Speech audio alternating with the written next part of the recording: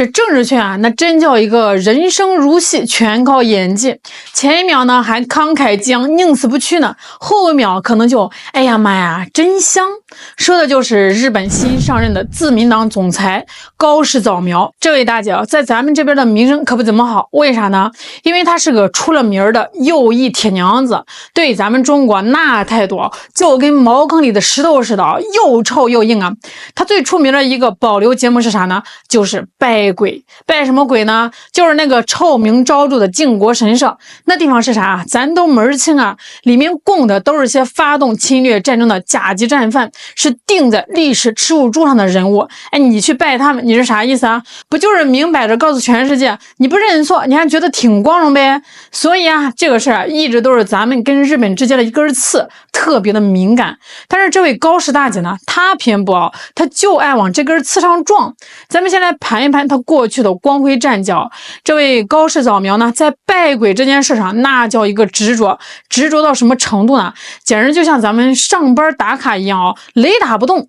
每年有几个固定的日子，比如8月15号日本战败投降日，还有什么春天秋天搞的那个什么大祭啊，他基本上是逢场必到。有媒体给他拉了个清单，从2014年到2025年这12年里头啊，他去了靖国神社11次。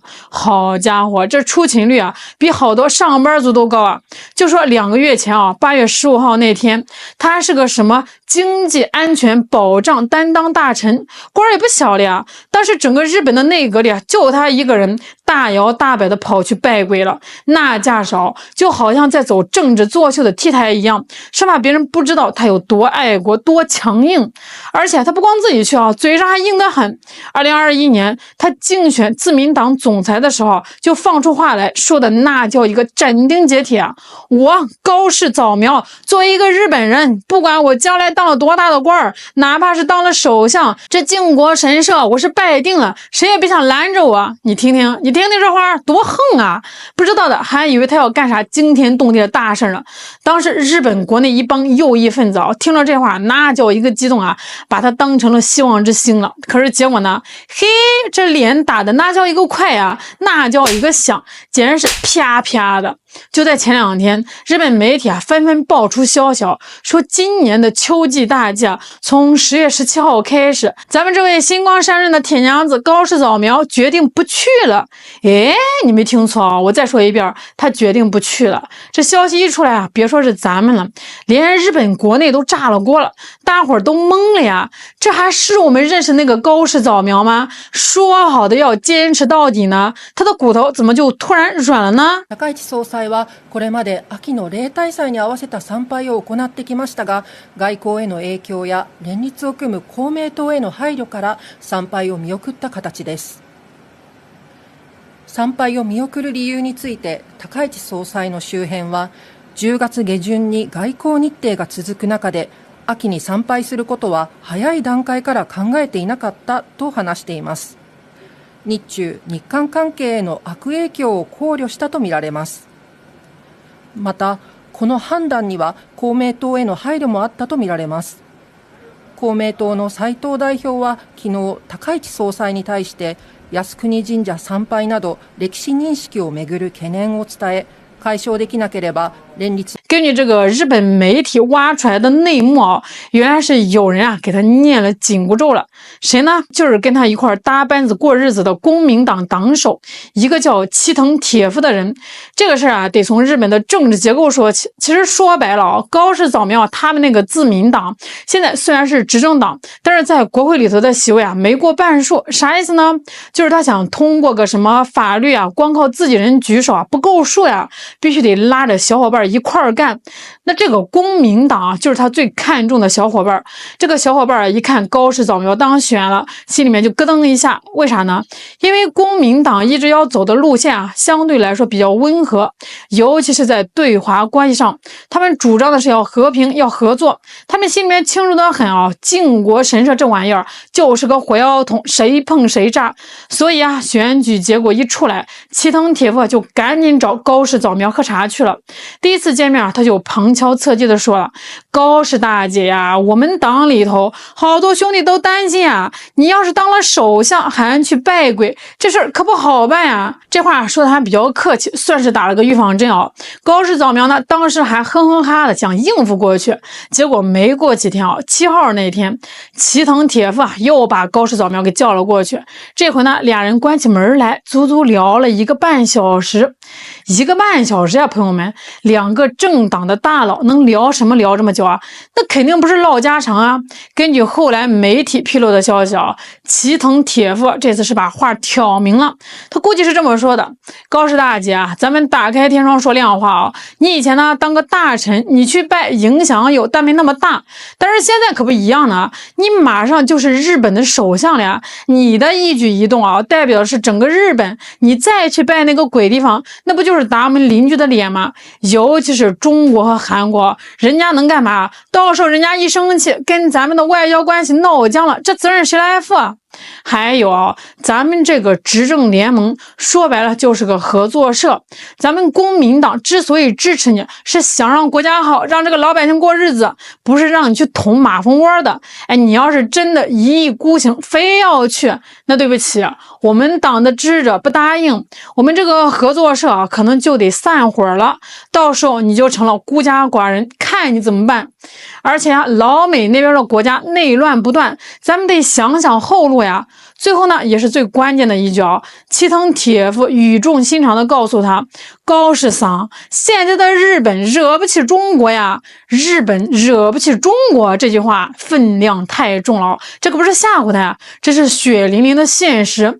为啥惹不起呢？咱们来好好聊聊啊。第一呢，经济上离不开啊。哎，你说这年头啥最重要啊？钱袋子最重要啊。国家过日子也得讲经济。日本经济现在是什么状况？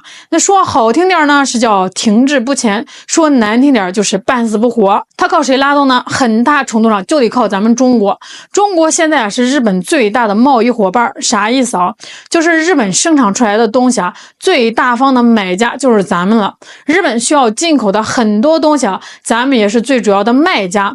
从汽车啦、化妆品啊到各种精密的零件，这中间的经济链条早就绑得死死的了。高氏早苗啊，要是敢去拜鬼，惹恼了中国，咱们都不用干别的，光是民间的反应就够他喝一壶的了。老百姓一看，嘿，你这国家领导这么不尊重我们，还想赚我们的钱，那还会买你的车、买你的化妆品吗？到时候日本企业的订单一掉，股票一跌，这经济雪上加霜啊！日本老百姓不找他算账才怪呢。这就叫吃饭砸锅，你敢砸，你就得做好饿肚子的准备。这第二呢，外交上需要啊。现在这国际环境多复杂，美国那边虽然嘴上说的是盟友，但是背地里怎么算计日本呢？谁都清楚啊。又是加息收割你啊，又是让你当马前卒啊，日本的日子也不好过呀。这个时候跟周边邻居搞好关系，尤其是跟中国这个分量最重的邻居保持沟通，就显得特别重要了。你看，这不马上就要开 APEC 峰会了吗？这高市早苗那边早都放出风声了啊，说特别希望借这个机会能跟咱们中方的领导人见个面，搞个首次会晤。你想想，你要去跟人家见面，是不是得有个好态度啊？